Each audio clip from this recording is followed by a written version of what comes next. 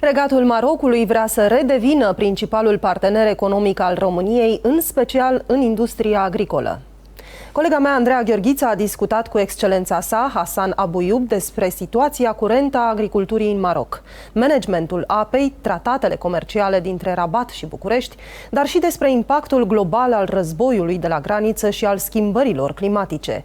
AgroTV vă prezintă în exclusivitate un amplu interviu cu excelența sa, Hassan Abouyub, ambasadorul Regatului Maroc în România, interviu realizat de Andreea Gheorghiță chiar în sediul ambasadei. Good afternoon. Thank you for accepting our invitation. Thank you for the invitation. I would like to start by asking you, Your Excellency, what is the agricultural situation at the moment in Morocco? Well, as you know, it's a very important sector. In our economy, it represents one of the most contributive to our GDP alongside tourism and industry. And it's a sector that obeys to climate conditions. That's why our economic growth is pegged to the rainfall. The bigger the rainfall, the bigger the economic growth. But all in all, it's resilient. We are really implementing a large set of policy reforms regarding the water management, regarding fertilization, so on and so forth, but it is still a very active sector, both at the export level and our domestic production level. All the south of Morocco is considered as desertic climate, and for generations, for centuries, we mastered the water resources in such a sophisticated way that still today, for example, the system of Qattara, which is underground, network of water for irrigation, it is still there. The issue is that this water cannot be sufficient, and it's important to complement this hydraulic resource by desalinizing, and desalinization is based on ecological approach to desalinization. We use solar energy, wind farming, and that's the really very, very, let's say, competitive for sure, efficient obviously, and it's one model that it can inspire many other African countries. What are the current partnerships between Romania and Morocco in terms of import and export? We have a very active trade, bilateral trade. We are recovering what was the history of our trade. Morocco in the 60s, 70s, 80s was the first trading partner of Romania in the whole region. Now we are again the first trading partner, and it covers all the sectors. Till now, obviously, the trade balance is in favor of Romania. If we look at the most up-to-date figures, we find that Romania is exporting more or less 1.2 billion euros to Morocco, and we are exporting to Romania, let's say, half. This is a sign of vitality, and it is due to the automotive sector, the dacha in the two countries, to the chemicals, to the fertilizers, to the cattle that we are starting to import from Romania recently. So very interesting perspectives for the future. And I'm very, very optimistic and convinced that these figures I mentioned will be doubled, if not more, in the next 5-10 years. I think we can give a lot to Romania in terms of technical assistance as far as agriculture 3.0 is concerned. We are very, very advanced compared to many other countries, particularly in the use of the fertilizers, phosphate fertilizer.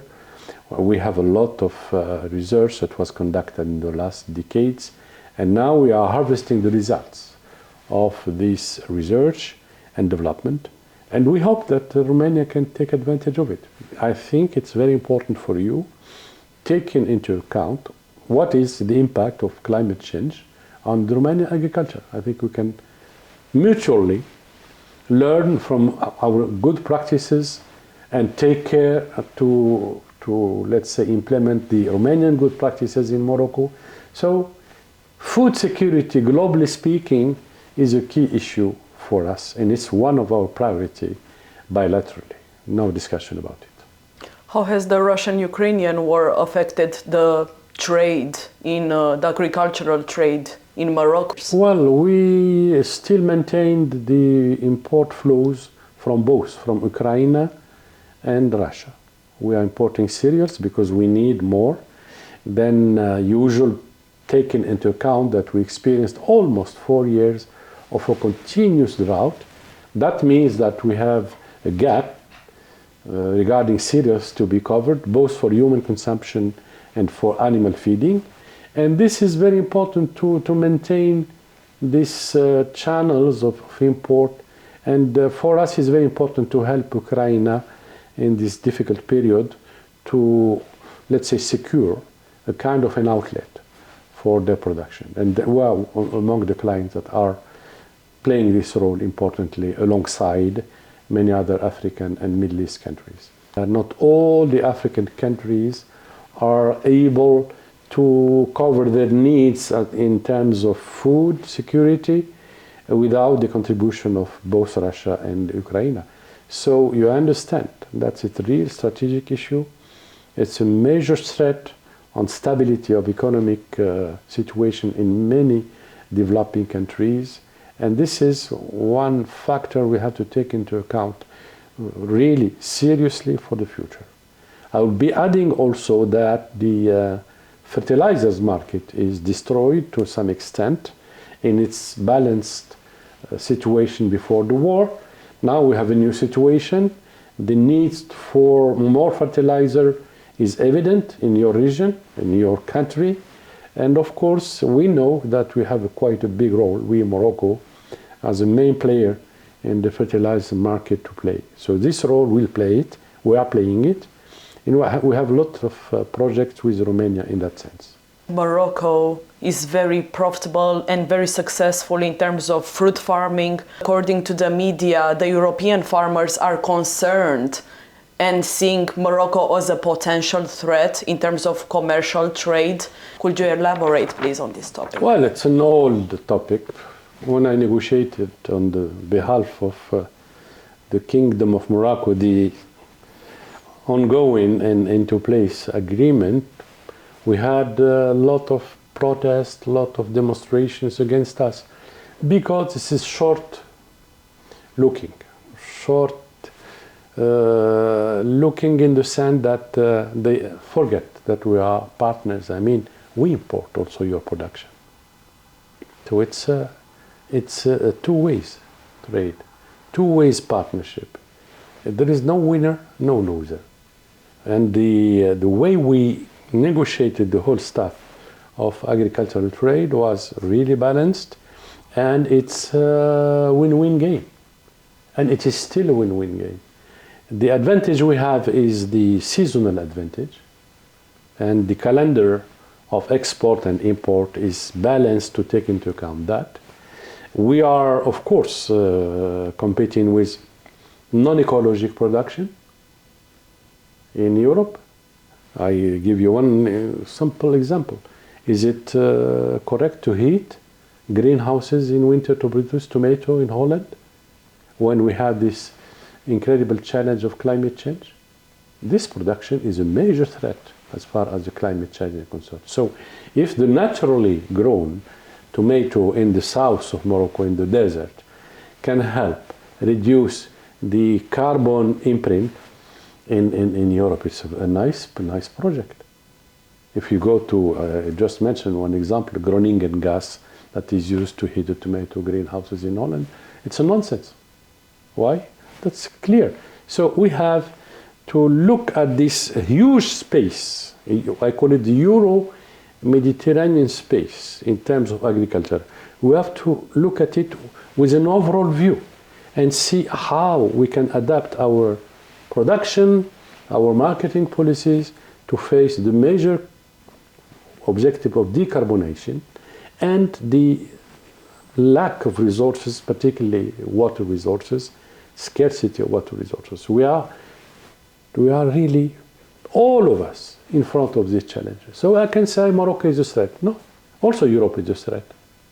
So let's stay a little bit, a moment of reflection, stay around the table, sit down, and re-elaborate a new model for this huge space where food security is at stake, just security also is at stake, and see how we can combine all our assets.